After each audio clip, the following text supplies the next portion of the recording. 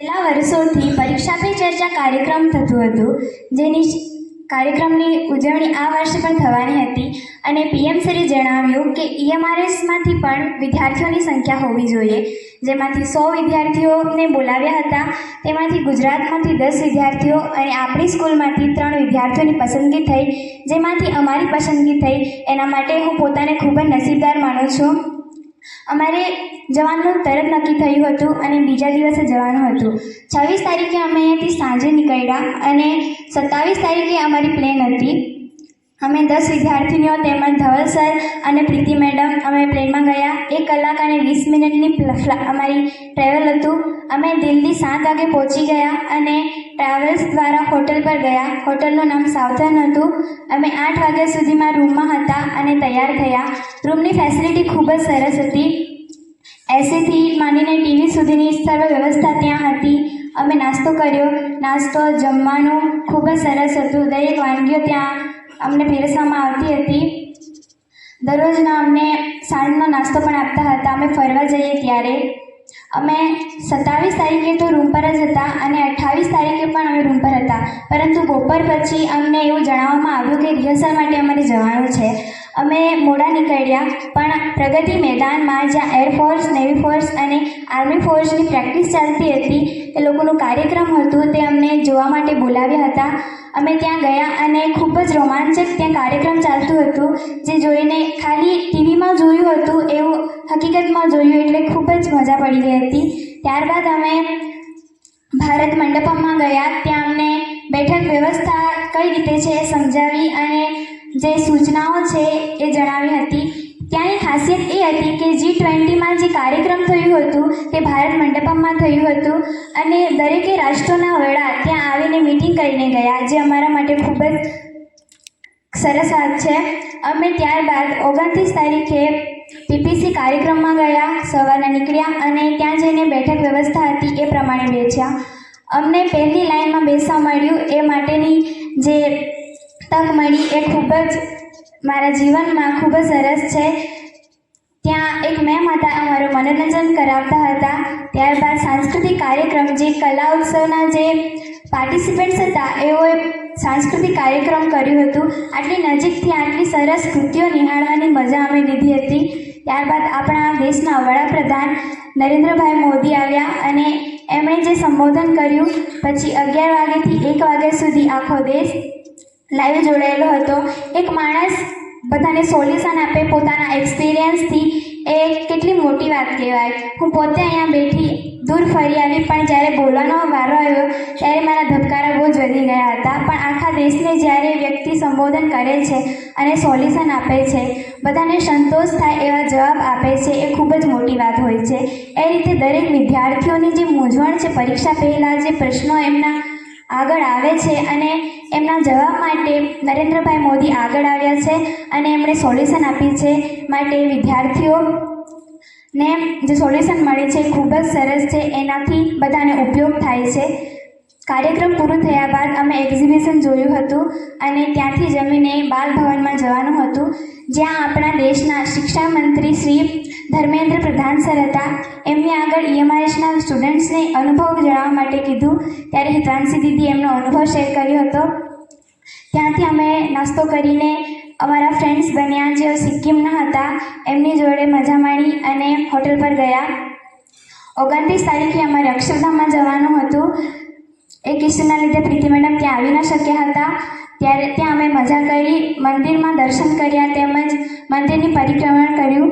ત્યાં મંદિરમાં શિલ્પકલા એવી હતી કે હાથીઓને વધારે દોરેલું હતું. અમે જાણવાનો પ્રયત્ન કર્યો, ત્યાં લખેલું હતું એ પ્રમાણે અમે જોયું. ત્યારે અમને અંતમાં ખબર પડી કે સ્વામીના જે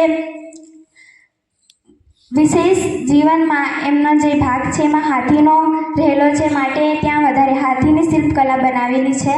તે ખૂબ જ સરસ હતી. પછી અમે જે સ્વામિનારાયણના જે જીવનમાં જે પ્રસંગો છે જે જણાવવા લાયક હતા, એમાં મૂર્તિઓ દ્વારા બધાને સમજાવ્યું હતું. એક ખંડમાંથી અમે બીજા ખંડમાં જઈને તે જોયું હતું. ત્યારબાદ અમે બોટ રાઇડિંગનું મજા માણી અને ત્યાં આપણી જે ભારતીય સંસ્કૃતિ છે એમના સર્વેનું ત્યાં અનુભવ કર્યો હતો. દરેક વિશેષ બાબતો જે આપણી વિદ્યાપીઠો છે ત્યાંથી માંડીને સ્વામીના જીવન સુધીની દરેક બાબતો ત્યાં જણાવવામાં આવી હતી. ત્યારબાદ અમે એમના જીવનની જે મૂવી બનાવેલી છે એ જોઈ અને વોટર શોનો આનંદ માણ્યો હતો. નોર્મલી વોટર શો જોયા છે પણ એવા વિશેષ હતા. જે લિટલ ક્રિશના જે મૂવી હોય છે એમાંથી પાત્રો પણ લીધેલા હતા અને તે રીતે અમે ત્યાં મજા માણી હતી.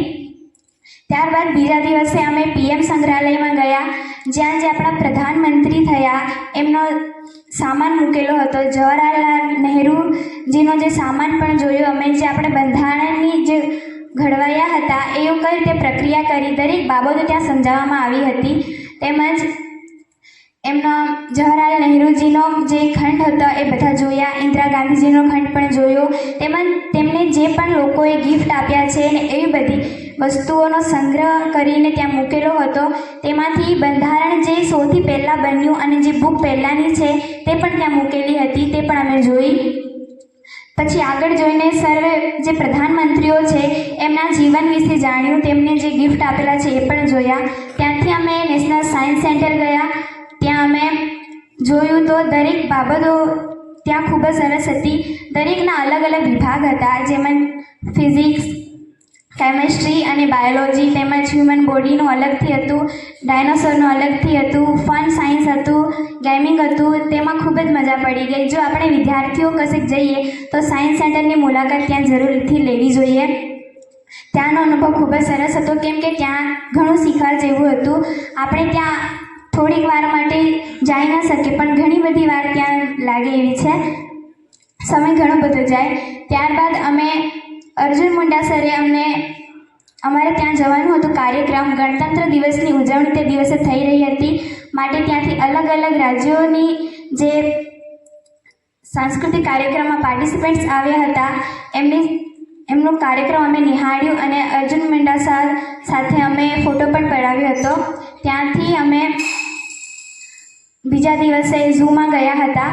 ઝૂમાં દરેક પ્રાણીઓ જોયા. ત્યાં વાતાવરણ બદલાયું હતું માટે કેટલાક પ્રાણીઓ અમને જોવા ન મળ્યા હતા, પણ બધા પ્રાણીઓ તો એમ નિહાળ્યા હતા.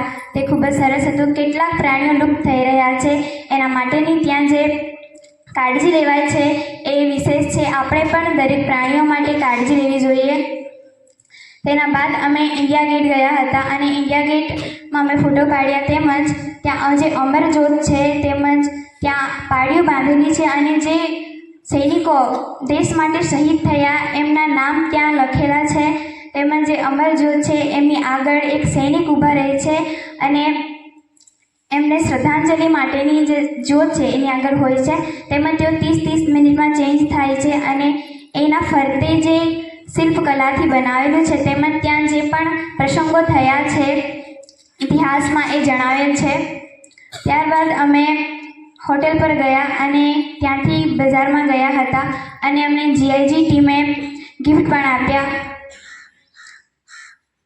એના બીજા દિવસે અમે રાષ્ટ્રપતિ ભવન ગયા.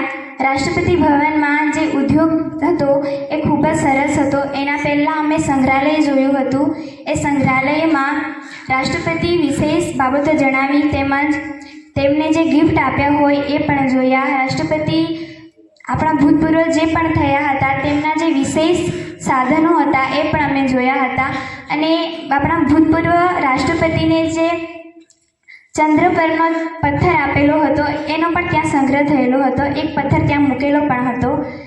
ત્યારબાદ અમે રાષ્ટ્રપતિ ભવનમાં ગયા અને રાષ્ટ્રપતિ ભવનમાં વિશેષ જે પણ જોગવાઈ થાય છે એ અમને જણાવવામાં આવી હતી.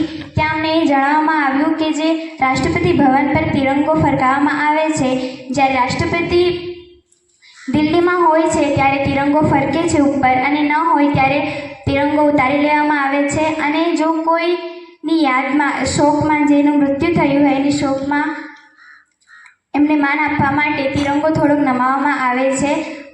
અમે ત્યાં રાષ્ટ્રપતિ ભવનની વિઝિટ લીધી હતી, તેમજ ત્યાં બધું જોયું અને જાણ્યું.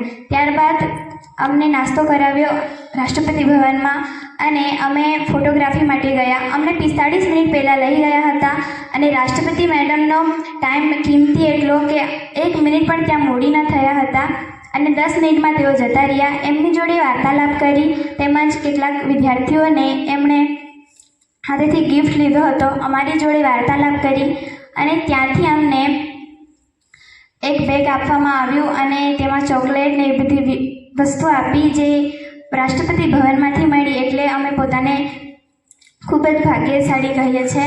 અમને પરીક્ષા પે ચર્ચા કાર્યક્રમમાંથી પણ એક બેગ આપીને તેમાં પણ સામાન આપ્યું હતું. તેમજ જીઆઈજી ટીમે પણ આપ્યું. અમારી જે એક જગ્યાએથી બીજી જગ્યાએ જવા માટે તેમજ અમારી સગવડ કરવાની જે વ્યવસ્થા હતી એ જીઆઈજી ટીમ કરતી હતી. અમે ત્યારબાદ સીધા ટ્રેનમાંથી આવ્યા હતા. અમે 3 તારીખે નીકળ્યા અને અહીં 4 તારીખે આવ્યા. અમે હિતવાનસિંહજીના ઘરે રોકાયેલા એટલે માટે હું એમને પણ આભાર વ્યક્ત કરું છું. આટલી મોટી જગ્યાએ ફરી આવ્યા અને જો અમે મજાકમાં પણ કહેતા ક્યાં જાઓ છો તો દિલ્હી, એવું કે જ્યારે હકીકતમાં ગયા ત્યારે એવું લાગે મજાક તો નથી કરતા ને એવું.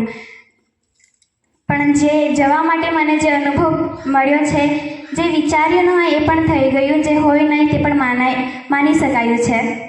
એટલા માટે હું સ્કૂલને તેમજ સર્વને આભાર વ્યક્ત કરું છું. ધન્યવાદ.